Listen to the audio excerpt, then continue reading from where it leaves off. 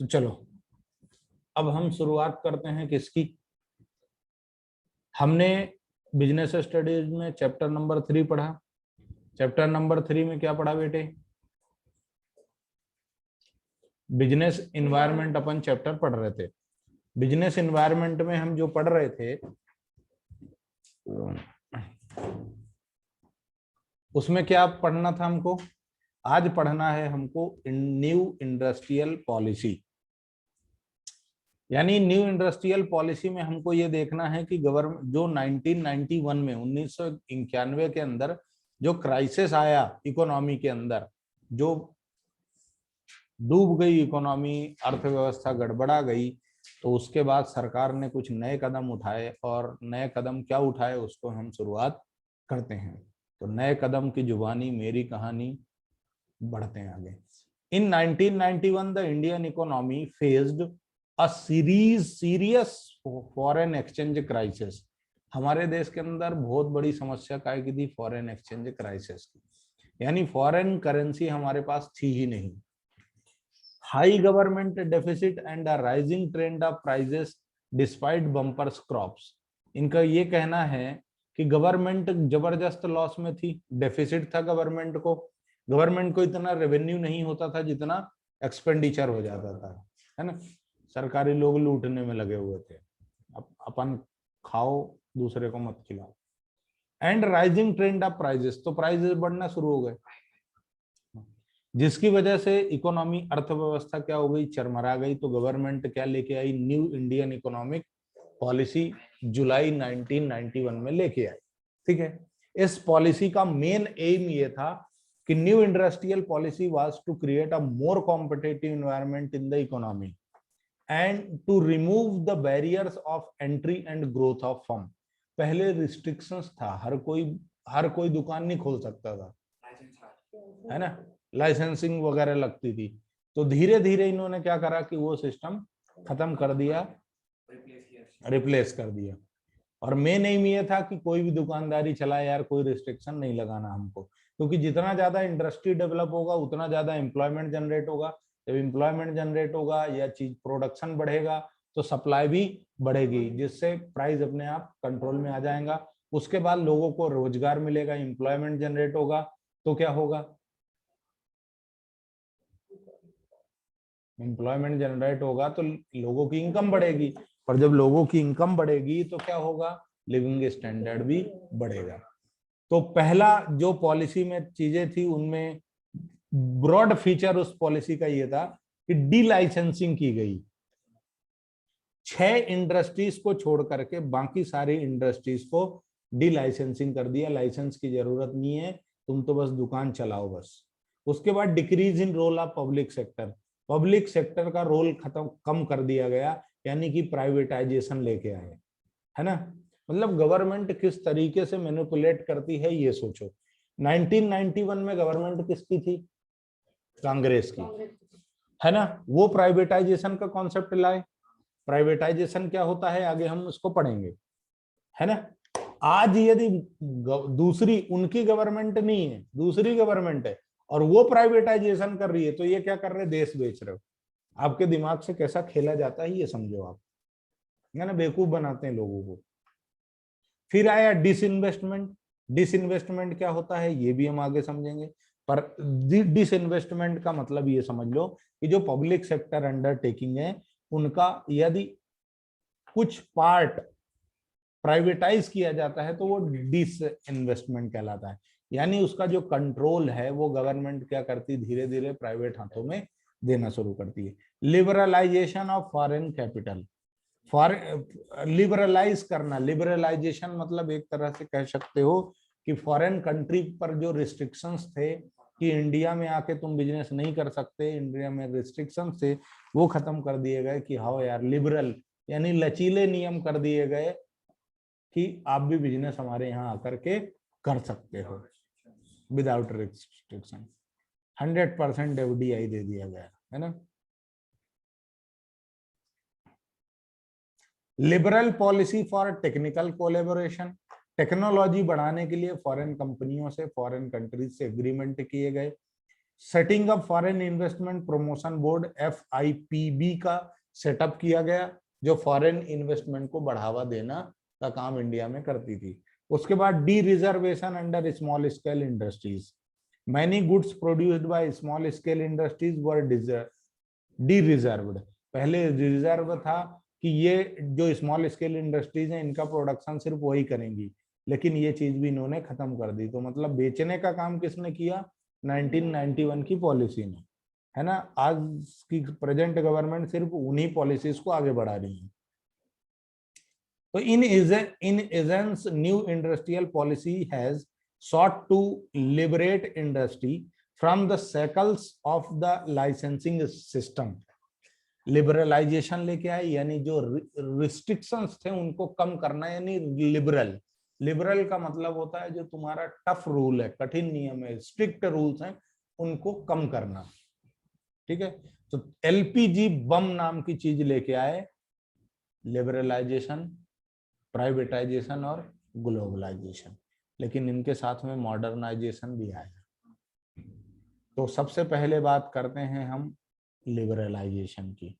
Liberalisation का मतलब है कि जो स्ट्रिक्ट रूल्स हैं उनको खत्म करना और कुछ लिबर्टी देना, कुछ फ्रीडम देना। Liberalisation means removal of unnecessary controls and restrictions on business. Business पर जो अननेसेसरी रिस्ट्रिक्शंस थे उनको खत्म करना, उनको दूर करना। ठीक है, it involves removal of entry and growth restriction on the private sector enterprise and end of licence, permit and quota. जो कोटा था कि नहीं ये वाला काम यही करेंगे, वो खत्म कर दिया। परमिशन लेने की जरूरत नहीं है, लाइसेंस लेने की जरूरत नहीं, आप तो धड़ाधड़ बिजनेस शुरू करो। Main industry has been liberalised. Main इंडस्ट्रियां जो लिबरलाइज्ड हुई वो में थे abolition of licensing requirement in most of the industry. Abolition यानी रोक लगाना, मना करना, छूट देना, कि ये कर दिया कि आपको इंडस्ट्री डालने के लिए लाइसेंस लेने की कोई जरूरत नहीं है। नो रिस्ट्रिक्शन ऑन एक्सपांशन और कॉन्ट्रैक्शन ऑफ बिजनेस एक्टिविटी। अपनी बिजनेस एक्टिविटी को आप बढ़ाना या घटाना चाहते हो तो उसमें कोई रिस्ट्रिक्शंस नहीं रहेंगे। Removal of restrictions on the movement of goods and services. जो गुड्स एंड सर्विसेज का मूवमेंट था उस पर रिस्ट्रिक्शन था कि एक स्टेट से दूसरे स्टेट में गुड्स नहीं ले जा सकते थे, और ये ले जाना था तो बहुत सारी लीगल फॉर्मेलिटीज हुआ करती थी, जिनको खत्म कर दिया। आप तो आओ जाओ, कोई टेंशन लेने का नहीं। ठीक है, उसके बाद freedom in fixing the prices of goods and services. Goods और सर्विस का प्राइस फिक्स करने के लिए इन्होंने जो बाउंडेशंस थी उसको भी खत्म कर दी कि आप अपने हिसाब से देख लो। Restriction in tax rate and lifting of uncertainty control over the economy. इन्होंने क्या किया कि जो फ्रीडम दे दी प्राइस की, उसके बाद जो टैक्स रेट थे उनको भी गवर्नमेंट ने रिड्यूस किया। Simplifying procedure for import and export. Foreign country से आप बेचना चाहते हो या वहां से खरीदना चाहते हो तो उनके लिए जो प्रोसीजर थी उसको भी थोड़ा थोड़ा इन्होंने सिंपलीफाई करने का कोशिश किया। Liberal process to attract foreign capital and technology into India. Liberal policy कर दी ताकि फॉरेनर लोग भी क्या करें, अपने पर ज्यादा फोकस करें। प्राइवेटाइजेशन का क्या मतलब था? तो privatisation means giving greater role to the private sector in the nation building process and a produced role reduced role to the public sector. Privatisation मतलब ये है कि प्राइवेट सेक्टर को स्ट्रॉन्ग बनाना और जो पब्लिक सेक्टर है, गवर्नमेंट का कंट्रोल है, उसको कम करना। This was a reversal of the development strategy pursued so far by Indian plans. मतलब भारत का जो पंचवर्षीय योजना चलता था, जो तुमने इंडियन इकोनॉमी में पढ़ा होगा आईडी में, उसका जो गोल था वो तो अपनी अचीव नहीं कर पाया था। तो फिर उसी में ये लोग लेके आए कि भैया गवर्नमेंट यानी पब्लिक सेक्टर अच्छा काम तो कर नहीं पा रहा है, तो क्या करो, प्राइवेटाइज करो। और प्राइवेटाइजेशन में पहला काम क्या था? Disinvestment. Disinvestment refers to selling a part of the whole of shares of public sector undertaking, that is transfer of public sector enterprise to private sector। Public sector enterprise का जो share लगा हुआ है, गवर्नमेंट ने जो industries में पैसा लगा के रखा है उसको बेच दो प्राइवेट हाथों में, पब्लिक टू प्राइवेट कर दो। It dilutes the stake of government in the PSU. It provide sector acquires more than 51% shares, then it would result in transfer of ownership and management of PSU to public sector. यदि 51% से ज्यादा share capital government यानी public sector की share capital को बेच दिया जाए private हाथों में, तो कंट्रोल किसको चला जाता था? प्राइवेट को। ठीक है, ये था प्राइवेटाइजेशन। प्राइवेटाइजेशन के बाद जो आया वो हुआ setting up board of industrial and financial reconstruction, BIFR इन्होंने सेटअप किया। और BFIR का ये कहना था कि भैया हम सिक जो एरियाज हैं या सिक PSU हैं, सिक SIC के सिक यानी कमजोर, जो कमजोर पब्लिक सेक्टर अंडरटेकिंग्स हैं गवर्नमेंट ऑर्गेनाइजेशन से, उनका हम प्राइवेटाइजेशन करेंगे। उसके बाद आया ग्लोबलाइजेशन, और ग्लोबलाइजेशन का मतलब ये था कि इंटीग्रेट करो various economies of the world leading towards the emergence of cohesive और वेल इंटीग्रेटेड ग्लोबल इकोनॉमी। इन्होंने क्या करा? इंटीग्रेट करो वर्ल्ड इकोनॉमी को, अपने देश की इकोनॉमी में शामिल कर लो, है ना। यानी कि फॉरेन कंट्रीज से अपना ट्रेडिंग का काम शुरू करो, इंपोर्ट और एक्सपोर्ट की जो रिस्ट्रिक्शंस हैं उनको खत्म करके और इसको भी बढ़ावा देना शुरू करो। ठीक है, चलें आगे। तो ग्लोबलाइजेशन ने क्या किया ये हम समझने की कोशिश करते हैं my dear students. Let's move. Globalisation means integration. अब इन्होंने क्या किया? It involves integrating the national economy with the world economy through removal of barriers on international trade and capital movement। इन्होंने क्या किया कि जो वर्ल्ड इकोनॉमी से पैसा आना था उसके आने और जाने में इन्होंने रोक जो लगा रखी थी वो बैरियर को खत्म कर दिया, रिमूव कर दिया। Till 1991 the Indian government strictly regulated import through licensing of import tariff restrictions and quantitative restriction। यानी आपको टैरिफ कंट्रोल था गवर्नमेंट का, टैक्सेस ज्यादा लेती थी और क्या करती थी? लाइसेंस लेना पड़ता था यदि फॉरेन कंट्री से मंगाना है, और क्वांटिटी का रिस्ट्रिक्शन था, एक फिक्स क्वांटिटी थी, उससे ज्यादा आप कमोडिटी परचेज नहीं कर सकते थे, इंपोर्ट नहीं कर सकते थे। However, the new economic policy aimed to liberalize foreign trade। लेकिन इन्होंने क्या करा? लिबरलाइज करने का कोशिश किया कि ज्यादा जो मतलब ऐसी चीजें जिनको रिमूव किया जा सकता है उनको हटाने की कोशिश की गई। Globalisation increase the level of interaction and interdependence among the various nation of the global economy. इसने ग्लोबलाइजेशन ने क्या किया कि जो हमारी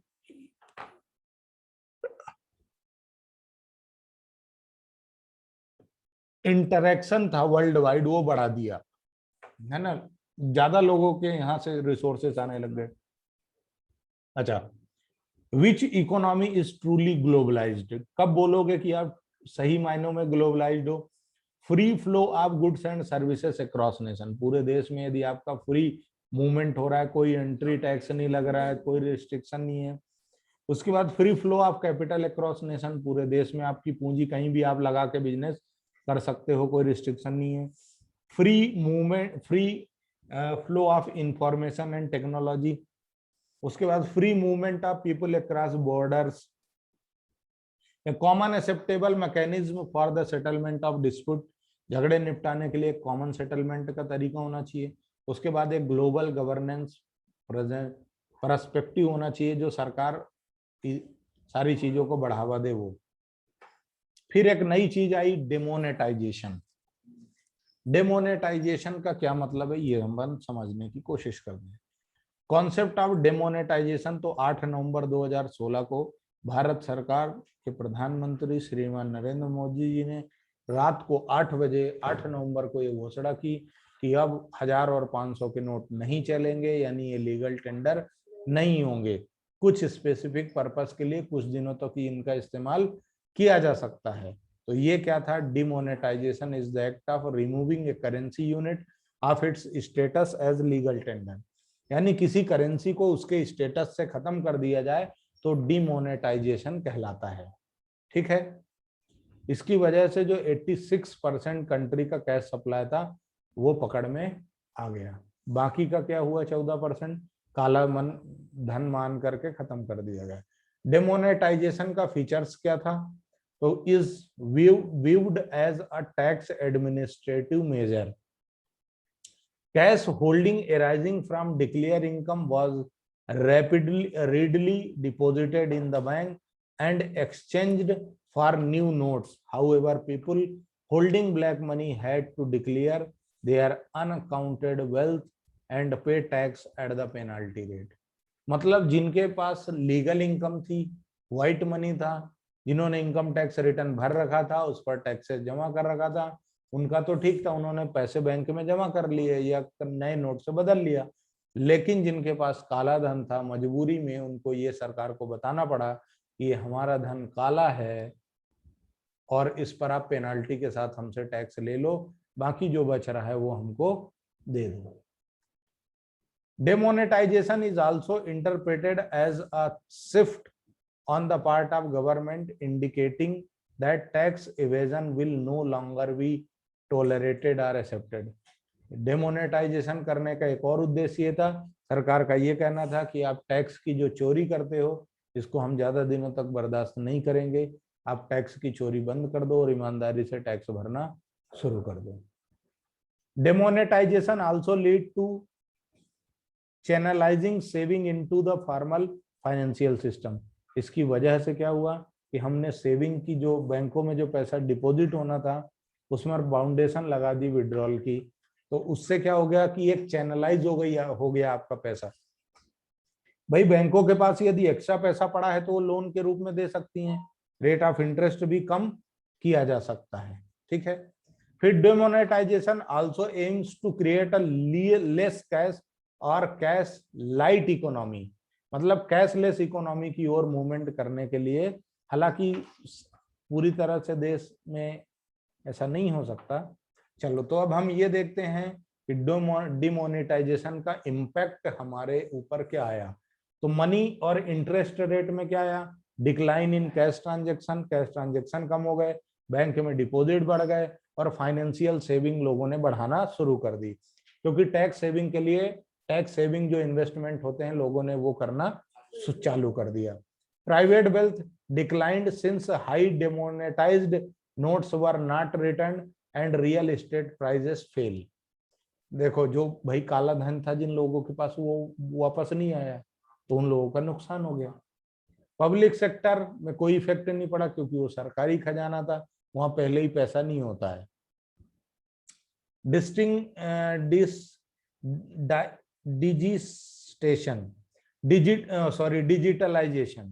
तो digital transactions among new users and use of RuPay card and Aadhaar enabled payment system increase हो गया। ऑनलाइन ट्रांजैक्शन की ओर अपन बढ़ना शुरू हो गए। हाँ, रियल एस्टेट में थोड़ा सा फर्क पड़ा है ना। टैक्स कलेक्शन भी बढ़ गया, ये इम्पैक्ट था डिमोनेटाइजेशन का। और उसके बाद impact of economic reforms on the business. जो इकोनॉमिक रिफॉर्म्स किए गए, यानी एलपीजी बम फोड़ा सरकार ने 1991 में, लिबरलाइजेशन, प्राइवेटाइजेशन और ग्लोबलाइजेशन, उसका क्या प्रभाव पड़ा बिजनेस में, है ना, क्योंकि अपन बिजनेस एनवायरनमेंट पढ़ रहे हैं।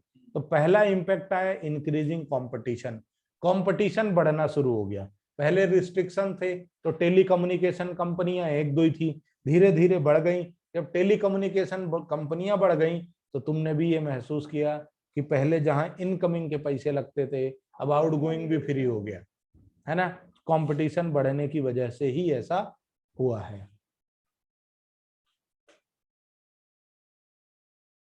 ठीक है, industries like telecommunication, airlines, banking, insurance etcetera, इन लोगों में जो रिजर्वेशन था वो खत्म करने की वजह से इनका ग्रोथ शुरू हुआ।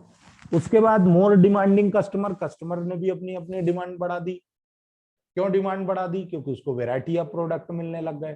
तो वो भी, वो कहते हैं ना कि शेर के मुंह में खून लग चुका है, अब तो शिकार करके ही रहेगा। तो today customer have become more demanding because they well informed and manufacturers take pains in satisfying their expectations. Increased competition in the market gives the customer wider choice in purchasing better quality of goods and the services. बहुत सारे service provider हैं, आपकी इच्छा जहाँ है वहां switch हो जाओ, है ना। कस्टमर भी ज्यादा डिमांडिंग हो गया, नॉलेज हो गया ना उसको चीजों का। रैपिडली चेंजिंग टेक्नोलॉजी इन्वायरमेंट, आपकी टेक्नोलॉजी बहुत तेजी से बदल रही है ना। कैसे, देखो पहले अपन पेट्रोल डीजल से बनने वाली कारें चढ़ते थे, अब इलेक्ट्रिक में स्विच हो रहे हैं। पहले छोटी कारें आती, बड़ी बड़ी कारें आती थी, फिर धीरे धीरे छोटी कार भी आने लग गई। पहले अपने को ड्राइविंग नहीं आती तो अपन कार के मालिक नहीं हो पाते, चलाना ही नहीं आती तो लोगे क्यों। आज की डेट में ऑटोमेटिक आती है, ड्राइवर की जरूरत ही नहीं है, ठीक है। ये टेक्नोलॉजी चेंज है। पहले अपन फोन पे बात करते थे, है ना, टेलीफोन पे, आजकल ले लेके घूम घूम के बातें करते हैं। आज पहले सिर्फ आवाज सुन सकते थे, अब तो देख के भी मेरा जानू बेबी सोना ताना ताया ऐसा पूछ सकते हो, है ना। हाँ, बहुत बढ़िया बहुत बढ़िया। नेसेसिटी ऑफ चेंजेस, जरूरत भी थी चेंज की, क्योंकि कब तक आप, कभी तो आपको मॉडर्नाइज होना था, है ना। Firms like LG, Samsung, Bajaj keep on making changes in their product so that their product can face competition। भाई नए नए लोग आने लग गए कंपटीशन में, तो इनको अपनी जो टेक्नोलॉजी थी उसको भी बदलने की जरूरत पड़ गई। Need for developing human resource, अच्छा ये टेक्नोलॉजी यूज करने के लिए आपका पढ़ा लिखा होना भी जरूरी है, टेक्नोलॉजी का नॉलेज होना जरूरी है। तो यानी कि जो पर्सन है, ह्यूमन रिसोर्स है, उसका भी क्या होने लग गया, डेवलपमेंट होना शुरू हो गया। मार्केट ओरिएंटेशन हुआ, यानी मार्केट में नई चीजों का बूम आया, कस्टमर को सेटिस्फेक्शन और गुड्स और सर्विसेज अच्छे अच्छे और टेक्निकल मिलने शुरू हो गए। उसके बाद loss of budgetary support to the public sector, लेकिन बजट में जो था वो पब्लिक सेक्टर का नुकसान भी हुआ है। पॉजिटिव निगेटिव दोनों इम्पैक्ट ग्लोबलाइजेशन प्राइवेटाइजेशन की वजह से, लिबरलाइजेशन की वजह से आए हैं। यानी कुछ इंडस्ट्रीज का बहुत अच्छा परफॉर्मेंस हो गया, कुछ इंडस्ट्रीज बिल्कुल खत्म भी हो गई, और पॉजिटिव निगेटिव दोनों ही इम्पैक्ट हमेशा आते हैं, ठीक है। अब इसके बाद जो हम आगे बढ़ते हैं वो है managerial response to change in business environment. Business environment में जो चेंज हुआ उसके वजह से मैनेजर लेवल पर क्या फर्क पड़ा। तो a managerial enterprise can survive successfully only when it can cope up with environmental uncertainties. Some of the means which indicate managerial response to change in business environment are outlined। देखो business environment कब बदल जाए कोई भरोसा नहीं है, ये एक अनसर्टेन फीचर है ना। अनसर्टेनिटी है मतलब, अनसर्टेन का मतलब क्या होता है, अनसर्टेन कभी भी हो सकता है, पता नहीं। तो सबसे पहला क्या है, डाइवर्सिफिकेशन। डाइवर्सिफिकेशन का मतलब ये है कि many Indian companies are going to diversify by introducing new range of product and services।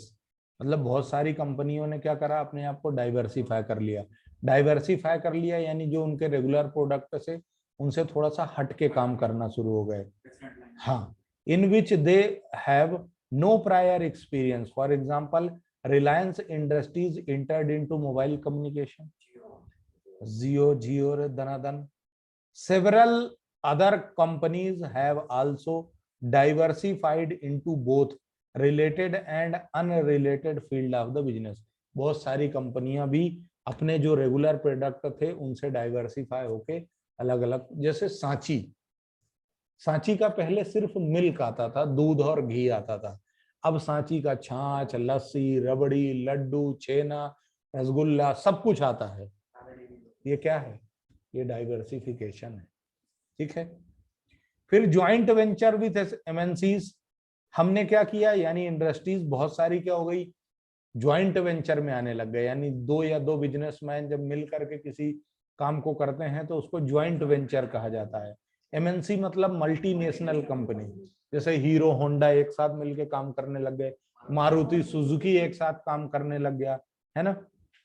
तुम लोगों को मालूम ना हो तो जो आइडिया है ना, आइडिया कंपनी, तो आइडिया कंपनी पहले जो थी, जो स्टार्टिंग में 5 लोग एक साथ टेलीकम्युनिकेशन की फील्ड में आ रहे थे, पांच लोग एक साथ टेलीकम्युनिकेशन की फील्ड में आ रहे थे।